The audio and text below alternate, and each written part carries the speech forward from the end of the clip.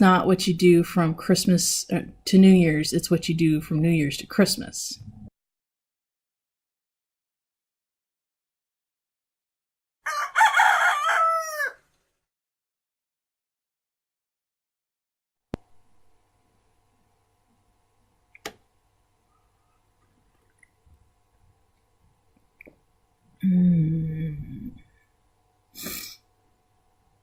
Best part of waking up is Folgers in your cup.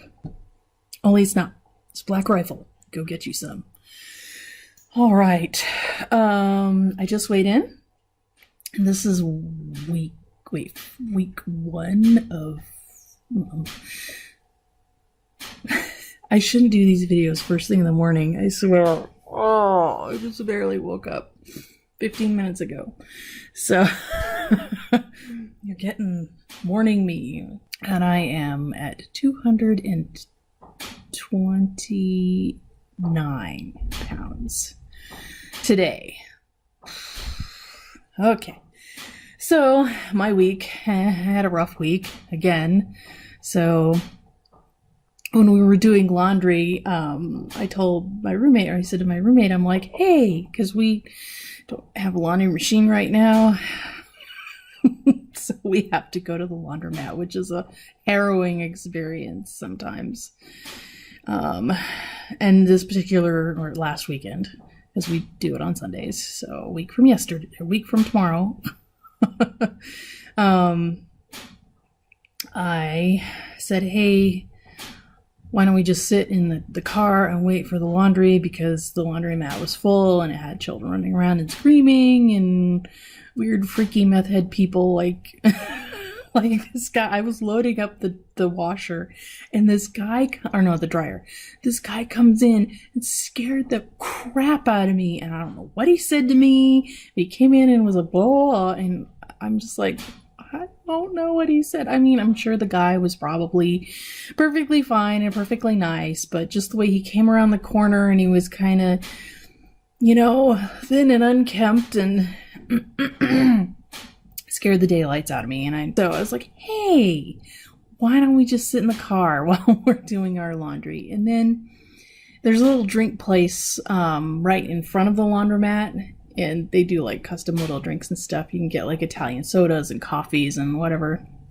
So I wanted to get I don't know what I wanted, but I was like, hey, let's go get a drink from the drink place. And it was closed, and my roommate's like, hey, we can just drive down to Sonic. And I'm like, okay. So we went to Sonic, and Sonic's always like a treat to me for some, and back when we were living in the city, we would go out at like midnight and get Sonic when, my husband was like, oh, I want some Sonic. So anyway, long way around again. There's one little thing. So I went to Sonic on Sunday and had a small peanut butter blast, or whatever they call them. I don't know.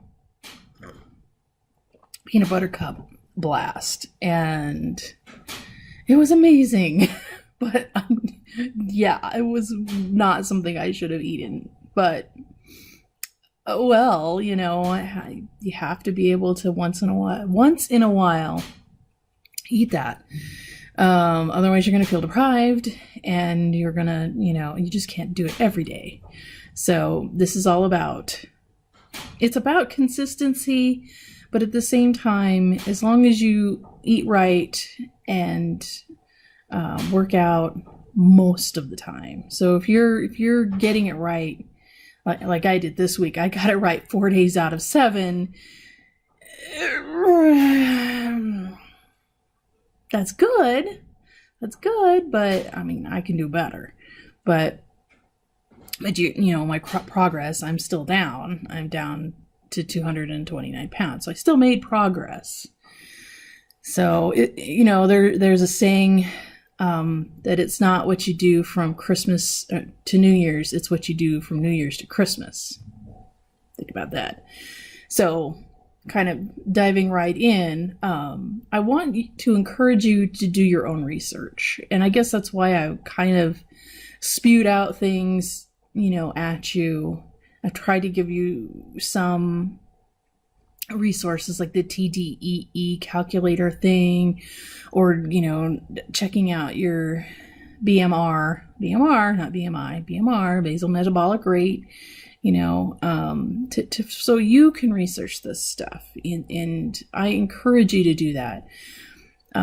Because there really is no substitute for you knowing your stuff, and you researching, and maybe you'll research intermittent fasting, which I have only heard of recently. And I'm like, this is bunk. But a lot of people are saying that they have, great progress, great success. That's what it is, not progress, success with doing intermittent fasting. And I guess I kind of do it and didn't even know it, because I only eat from 6 a.m. to 6 p.m. or 7. Whenever we eat dinner, I eat nothing after dinner. So it's really good for you to do your own research, and be creative, and don't be afraid to experiment on yourself. And what I mean by that is, so this week in particular, I have been starving. Like I don't mind being a little hungry, but when I am just starving, I feel like it stresses me out, and I get into a place of deprivation, and then I get scared, because then I'm like, oh, am I just gonna shove a whole box of crackers in my face?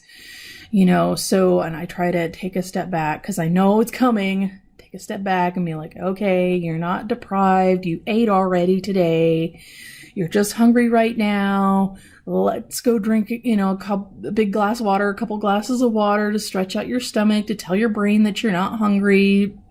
And I have a process in place to take care of that. But I still don't like the feeling of just being like, oh, I've got to eat. So I'm like, all right, well, let me look at my historical data and what the heck is going on here. Because for the first month, I wasn't hungry from like 2 p.m. until 6 p.m. I'm just famished. And so I noticed what I was doing was, before I was making that 2 p.m.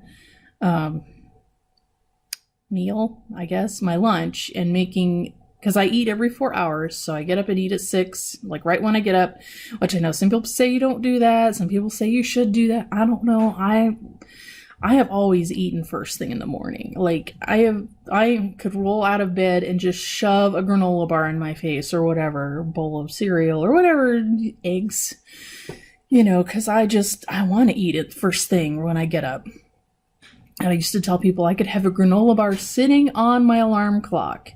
This is back in the day when people used alarm clocks, and eat that, So I eat at 6, then I eat at 10, then I eat at 2-ish, every 2 to 4 hours. I try to push it to 4, that way I'm not hungry in particular for the next increment. So,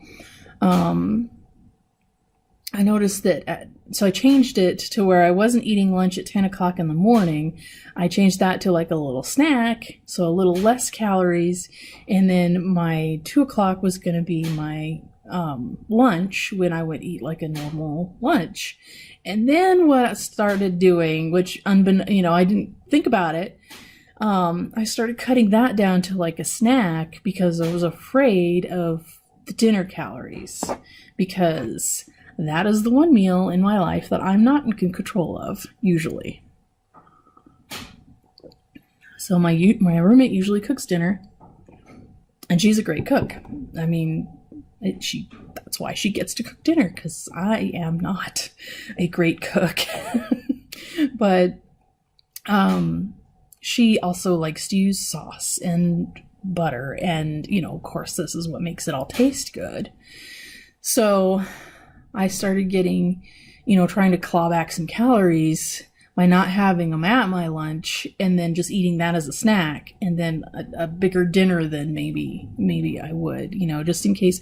And then with the family in town, I've been trying to save some calories, that way if we do go out to dinner, it's not like completely, destroying my day's work or at least that's what I feel like. It destroys the day's work by, okay, let's go out to eat, have 1,000 calories, So, I'm trying to balance it out, and I'm discovering that if I eat 2 snacks, it kills me, then I'm just famished. So don't be afraid to experiment and just be like, okay, so I know that that's not going to work.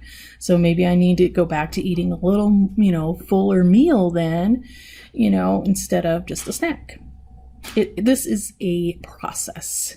And like right now at 100 pounds overweight, I'm pretty much just trying to, so don't be afraid to experiment, by having a little more calories here or a little less calories here, just trying to get that diet to where you're not feeling starving all the time. And the way I do things may not be what works for you. Some people like meal plans and are, really good at sticking to meal plans. And some people like me, I just want to count calories, and some people count macros. And this is all a process. So like, back in the day when I was really fit, I was doing 45 minutes of what I call hard cardio.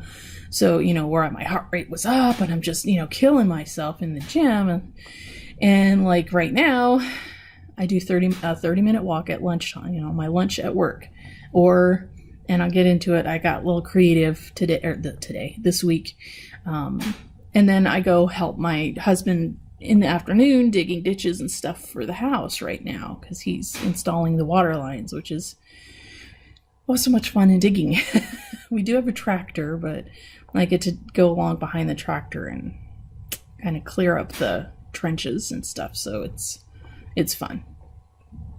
Lots of shovel, which is good. It's good, and that's why I do it to help him, but I also have like an ulterior motive of helping myself, which is okay. So this week, I live in Arizona where it doesn't rain a whole lot, but I also live in northern Arizona where there is more rain than perhaps southern Arizona.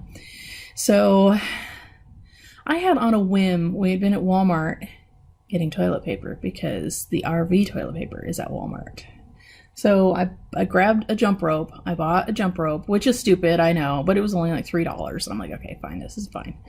I probably could have used a piece of rope, but I don't know where I would find a piece of rope. So maybe baling twine or something. But anyway, you probably don't have to pay $3 if you don't want to for a jump rope. Steal your kids, use some baling twine. I don't know.